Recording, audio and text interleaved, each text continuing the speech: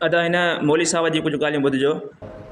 हे त न्याज़ हुसैन आ, पर जेकॾहिं कोई न्याज़ अबू बकर करे तॾहिं बि हराम, कोई न्याज़ उमर करे तॾहिं बि हराम, न्याज़ उस्मान करे तॾहिं बि हराम। असांजी दुश्मनी हुसैन सां थोरी आहे, सो असांखे मञिणो आहे अलाह जो हुकुम। अलाह जी फरमात वमा उहिल बिही लिग़ैरिल्लाह, मूंखे छॾे करे ॿियनि जे नाले ते कंदो त हराम अथव। हिन त यार सफ़ा हद करे छॾी। हिननि जा के मौलवी चवंदा 11 बि हलाल, 12 बि हलाल, न्याज़ बि हलाल, उर्स बि हलाल, सभु शइ हलाल कयूं था न, हीअ वरी सभु शइ खे हराम कयो वेठो आहे। हिकु ॿिए जी ॻाल्हि सम्झनि था, अलाए कोन था सम्झनि, पर हिनखे मां जवाबु ॾियणु थो चाहियां त हीअ जेका ॻाल्हि करे थो त जेकॾहिं अबू बकर सिद्दीक़ जो न्याज़ कयो वञे उहो बि हराम आहे, हज़रत उमर फारूक जो न्याज़ कयो वञे उहो बि हराम आहे, हज़रत उस्मान गनी जो न्याज़ कयो वञे उहो बि हराम, इमाम हुसैन जो न्याज़ कयो वञे चए थो उहो बि हराम आहे। ऐं दलील करे थो ॾिए वमा उहिल बिही लिग़ैरिल्लाह आहे। ऐं इन जो माना वरी हीअं थो करे त जंहिंजे मथां गैरुल्लाह जो नालो पइजे उहा शइ हराम आहे। हिकिड़ो पढ़ियल कोन हिनखे, जीअं पुछ ॿधी मारी कबो आहे, हिनखे ईअं मारी करे था छॾनि। त पहिरियों त इन तर्जुमे खे सम्झनि त जेको असां तर्जुमो कयूं था त उन जी माना मक़सदु छा आहे।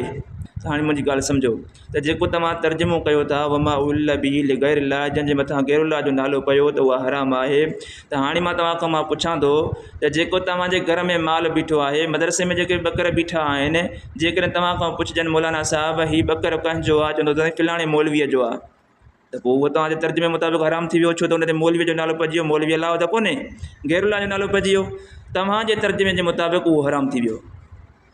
जेकॾहिं पुछूं त बाबा हीअ औरत केरु आहे, चवंदा भई फलाणे मौलवीअ जी घर वारी आहे, त हाणे मौलवी त गैरुल्लाह आहे।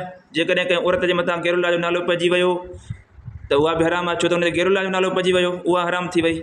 अहिड़े तरीक़े सां जेकॾहिं कंहिंजे मथां बि कंहिंजो नालो पियो कंहिं माल जे मथां, त उहा शइ तव्हांजे तर्जुमे जे मुताबिक़ उहा हराम थी वई। पर मां अचो त तव्हांखे ॿुधायां, आला हज़रत अज़ीमुल बरकत रहमतुल्लाह ताला अलैह इन जो अहिड़ो त तर्जुमो कयो आहे जो पाण फरमायूं वमा उहिल बिही लिग़ैरिल्लाह आहे।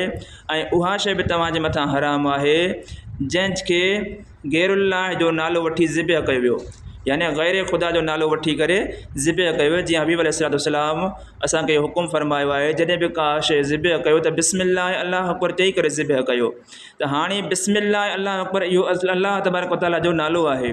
त हाणे जेकॾहिं असां उनखे कटे लात उज़्ज़ा मनात हुबल जो नालो वठी करे ज़िबह कयूं या कंहिं पीर जो नालो वठी करे ज़िबह कयूं, बिस्मिल्लाह अल्लाह अकबर न चऊं, त पोइ इहा शइ हाणे हराम थी वई।